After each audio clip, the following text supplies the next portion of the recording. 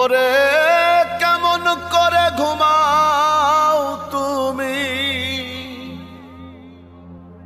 কেমন করে ঘুমাও তুমি ফজর করে কাজা।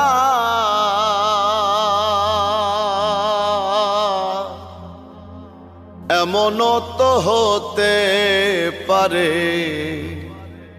জোহরে জানাজা তোমার, এমনও তো হতে পারে জোহরে জানাজা। মুসলিম হয় না জন্ম নিলেই মুসলমানের ঘরে,